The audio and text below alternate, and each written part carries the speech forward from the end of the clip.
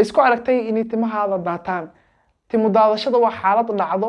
Muuqaalkan ayaana si faahfaahsan kugu sharxi doonaa waxyaabaha sababa iyo sida ugu fudud ee aad ku daweyn kartid.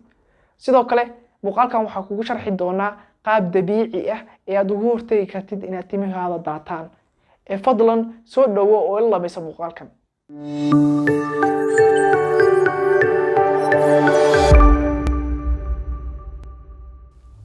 Assalaamu calaykum waraxmatullaahi wabarakaatuh. Soo dhawaada dhammaan saaxiibayaal. Si aad muuqaalka hordhicisa ka soo aragtayba, muuqaalkan waxaan rabaa inaan ku sharxo timo daadashada ama wax loo yaqaano hair loss. Timo guranka ama timo daadashada inta badan waa xaalad caadi ah, gaar ahaan haddii ay maalintii ka go'do 100 tin, waxay ka dhigan tahay in xaaladan ay caadi tahay. Balse haddii tiradaasi ka badato, waa xaalad aan caadi ahayn. Haddaba waxaan u gudbi doonaa maxaa sababo ama maxaa keeno timo daadashada. waxyaabaha sababi karo ama keeni karo timo daadashada waxaa ka mid ah number 1 nafaqo daro. Sida jirkeena ugu baahan yahay nafaqo dhameystiran ay timaheena ugu baahan yihiin nafaqo dhameystiran. Marka timaheena waxay ugu baahan yihiin vitamins iyo borotiino si ay u helaan koriimo dhameystiran ayna u noqdaan timo dhaadheer. Marka waxyaabaha ugu horeeya ee sababi karo waxaa ka mid ah nafaqo daro.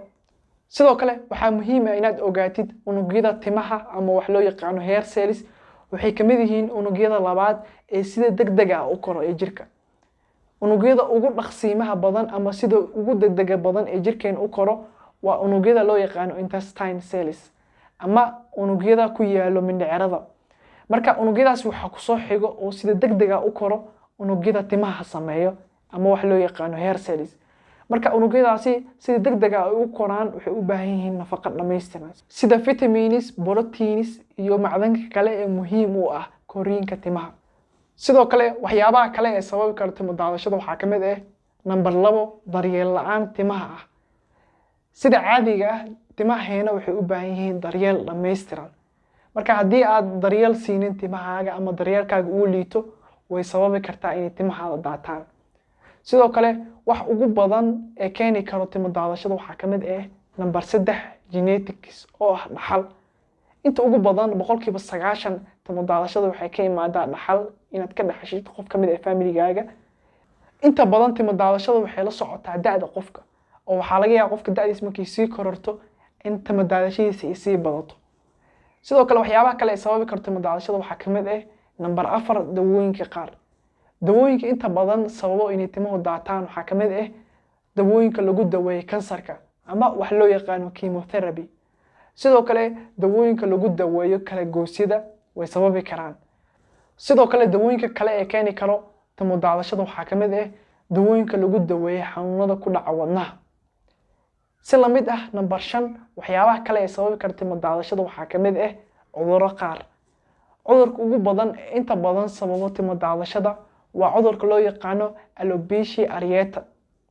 Cudurkan wuxuu ku dhacaa halka ay tinta ka soo baxayso ama wax loo yaqaano hair follicle. Marka halka ay tinta ka soo baxayso markuu cudurkan ku dhaco, waxa dhacayso in gabi ahaanba ay tinta soo bixi wayso. Ama haddii ay soo baxdaba in tinta la xaji waayo oo markaad shalaysatid ama aad feeratid in si degdeg ah timaha u soo daataan. Waxaan u gudbi doonaa qaybteena xigta oo ah calaamadaha lagu ogaan karo timo daadashada. Calaamadaha lagu ogaan karo waxa ugu horeeyo number 1 tinta inay noqoto mid dhuudhuuban. Sidoo kale number 2 tinta inay noqoto ama qayb ka mid ah tinta oo lunto. number 3 cuncun maqaarka madaxa ah. guud ahaan saddexdaas calaamadood iyo ka badan waad ku arki kartaa qof kale timo daadashada. Waxaan u gudbi doonaa qaybta xigta oo ah sidee loo daaweeyaa timo daadashada.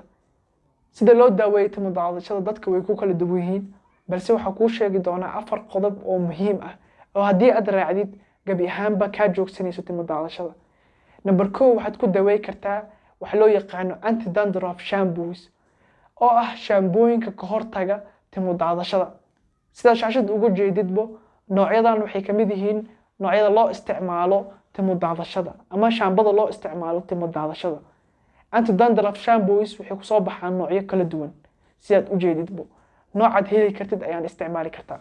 sidoo kale waxyaabaha kale lagu daweey karo timo daadashada waxaa ka mid ah number 2 inaad isticmaashid dawooyinka sare u qaado koriinka timaha. dawooyinkaas waxaa ka mid ah dawada shaashada kaaga muuqato ee loo yaqaan monoxidil balse waxaan kugula talin lahaa intaadan dawadan qaadanin inaad la tashatid dhakhtar ku takhasusay cudurrada maqaarka ah si uu kugula taliyo kuna siiyo midda kugu habboon. Number 3 waxaad ku daweyn kartaa timo daadashada saliid qumbaha. Sida caadiga ah saliid qumbaha waxaa ku jirta maado loo yaqaan fatty acids. Maadadani waxay sare u qaadaa koriinka timaha ama waxay weynaysaa halka ay tinta ka soo baxayso meesha loo yaqaan hair follicle. Waxaan u gudbi doonaa qaybta xigta oo ah sida dabiiciga ah ee loo daweyn karo timo daadashada. Waxaan ku hayaa 3 qodob oo gurigaaga ka heli kartid ama 3 qodob oo dabiici ah oo adiga gurigaaga jooga sameey kartid oo lagu daweyn karo timo daadashada. Midda koowaad waxaad ku daweyn kartaa timo daadashada adigoo gurigaaga joogo inaad isticmaashid basasha. Basasha waxaad u isticmaali kartaa inaad shiidid oo biyo ahaan ka dhigtid kadibna aad ku dhaqatid timahaaga. Timahaaga markaa ku dhaqatid waxaa sugaysaa waqti ilaa 15 daqiiqo kadibna waa ka dhaqaysaa. sidoo kale waxaad isticmaali kartaa green tea-ga.